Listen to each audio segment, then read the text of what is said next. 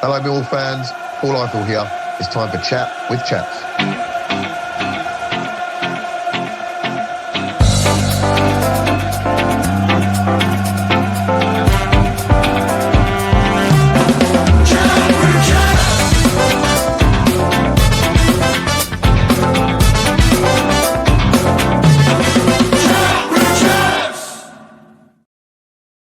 Post-match analysis for Chat with Chaps, sponsored by Spectrum VR, where it's just finished at Pride Park Stadium.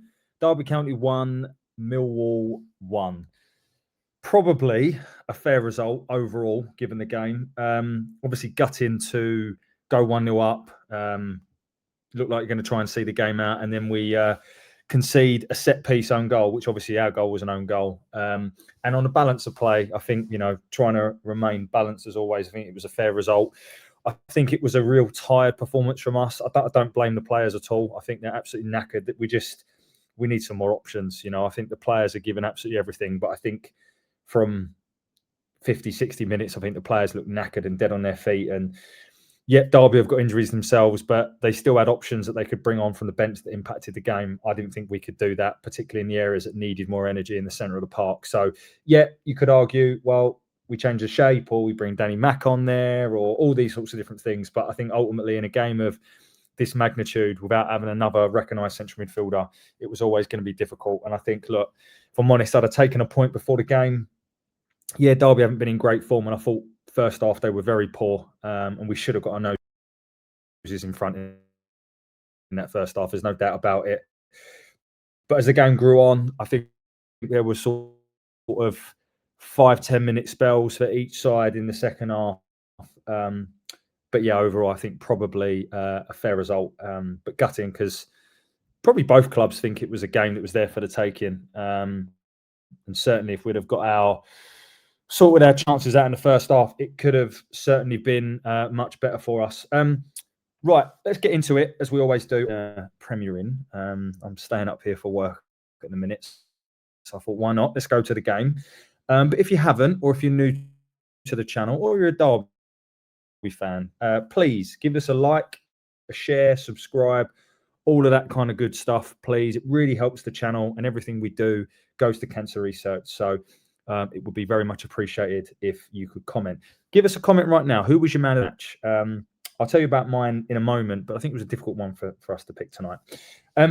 Before we get into various bits and pieces, just want to say, obviously, been away on holiday, so just want to sort of share my thoughts with the lovely Ro, who listens to our show. I know Joe did this on Tuesday on the live yesterday, but I just want to sort of share my thoughts. I just wanted to share that. Also, Dave and Hughesy, I know you're going through things, mate, and just as always, want to make sure you know we're all with you. And then finally, just want to say a massive thank you to Wayne for the very kind donation, random donation, but very, very, very kind, mate. Really do appreciate it. So obviously, this is a Derby side that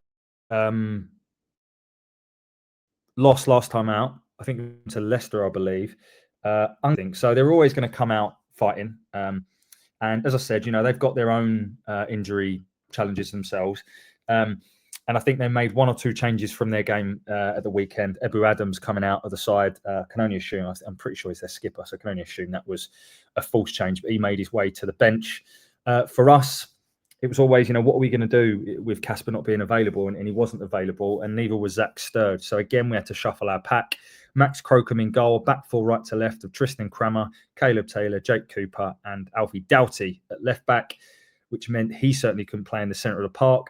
Daniel Kelly was deployed in front of the back four. Reyes, Bangura Williams, and Camel Negley ahead of him. Ballo on the left-hand side coming in for Imaku. On the right-hand side, Femi Aziz and Mahalo Ivanovic up top. To be honest with you, it's pretty much probably what I would have played given the options. There really isn't much. And it was... this is why I think, disappointing, yes, but context is key here. And I think to get a point should still be looked upon as a decent result. Obviously, it would have been better if it went the other way around with us equalising late, but it is what it is. Cooper makes a vital interception on 5 minutes. Tristan gives the ball away on 7. They get a corner. First sort of 5, 7, 8 minutes, I felt they were in the ascendancy. But then from then on, I thought we were much the better side. You know, we have the ball. Just checking my notes here. We had the ball in the net. So this one, Ballo does well. The ball comes to Mihailo. He can't sort his feet out. Bear in mind, I'm trying to remember this. I haven't seen anything back, but it felt like he should have done better with the initial effort. And then Aziz plays it back to Mihailo, and one of them is adjudged to be offside. Haven't seen it back, so I don't know if it is. Let us know in the comments if it was. And of course, we'll certainly be watching the highlights back, and Angelo will be recording and sending out his Angelo analysis tomorrow. Again, the ball over the top. Femi does really well, and then Mihailo should do better again on 11 minutes. So 2 really good opportunities in the space of a couple of minutes there. Aziz gives the ball away on 14. Sorry, gives a dangerous free kick away on 14 minutes. Ends up with headed wide. I think it was was this the good save? No, this wasn't the good save from Crocombe. Then on 20 minutes, Aziz hits the post after some decent sort of play from a free kick outside the 20. Then Derby have a long-range effort from a corner. Max Crocombe with a smart stop on 29 minutes. Cameron Negley covers well on 31 as they start to sort of grow into the game. But then we have another really good chance. Kramer, really dangerous ball into the box, and it just evades Mihailo towards that back post. If he could just got a toe on it. We had sort of 3 or 4 corners in quick succession. Cooper had a header, I think on 37. I don't know if you class it's cleared off the line, but it was kind of going in that way. And then another header on 39. But we certainly finished the half the stronger side. I thought down the left-hand side, we looked really dangerous with Ballo and Doughty. I think that sort of faded a little bit in the second half, but that was where we were certainly getting a lot of our joy down that left-hand side in the first half. For me, where I was worried about the second half was just maintaining those energy levels. With the lack of options that we could really bring on that would impact the game. It was just, can we sustain this? We come out and Tristan and Femi put together a really nice move on 46 minutes that comes to nothing. And then from then on, I think they have sort of 10, 15 minutes where they sort of dominated the game. They had a half chance. There was a corner. At this point, I really felt that Adjumang was causing us all sorts of problems, and so he should. He was a very expensive acquisition for Derby, but I really felt that, you know, we were giving away a lot of balls, simple passes, just a lot of tired passes. And again, I don't blame the players. I'm just calling what I see. And they were really starting to commit men forward. Sanderson has a free header on 57 minutes. It sort of hits Doughty. But yeah, they were sort of really growing into the game. And I just felt that the 2 players that we didn't really get into the game, you could say that's their fault. You could say it was the way we played. I don't know. But Camille Negley and Race Bangura Williams, I just didn't think they impacted the game really at all. I thought Negley got a little bit better in the second half, but ultimately neither of them made an impact on the game. On 59 minutes, Kramer has a shot that's deflected wide. And this is the one where we kind of break and where we sort of start to get a bit of control back. It's a really good break. The players are pummeling forward. Again, they must be absolutely knackered. Mihailo, it's a poor ball from him. Eventually finds Kramer. Kramer should put Aziz in. He doesn't. He opts for the shot. We then sort of had lots of balls into the box. Kelly gets fouled on the edge of the area. And then again, the sort of pendulum swung and they started coming at us. Adjumang, Aziz gives the ball away. Adjumang beats Kramer down that side. And it's the second time in 2 games where Kramer's sort of gone down holding his face. Now, I don't know if he has been hurt or whether he's just been done. But Kramer's one of my talking points because I'm in a couple of group chats and quite a few people have got him as man of the match. And I'm not sure I see it that way. But we will certainly talk about that in a moment. They make some substitutions. I think it's Diaz that goes off. Is it Sigurdsson? I don't know his exact name. Salverson. I've written it down wrong. He's got a double barrel name. And Brewster come on. They go close from a throw-in. Adjumang probably should score. Crocombe just manages to deal with it. We then bring in Maku on for RBW, and Ballo sort of moves centrally. Jake does well in 72 as they break. Just looking through my notes here. And I just felt that our midfield looked really tired, and so did Mihailo. I'm going to talk a bit about Mihailo. But we create one more good move. And again, I'm sitting right in the corner, so I can't actually recall too much about all this kind of played out. But it seems like Ballo puts a ball into the box, and Clark just heads it into his own net. Obviously, we go wild on 80 minutes. Their keeper goes down for a tactical injury to try and regroup. And then, of course, they're going to bring pressure. They're going to really sort of go for it. And they do. And I've noted down here that there were 3 balls into the box, and Taylor, then Cooper, or it might have been their way around, then Doughty. We win all those first contacts. But then the one that, well, from where I was sitting, it looked like Clark had scored. But I'm hearing it was a Cooper own goal, which is crazy because from my angle, I would never have thought that. But it just shows you the sort of angle and how different it makes on the perspective of the game. But equals up at 1-1 in terms of own goals. And from that point on, for me, it's about just trying to see the game out and getting a draw.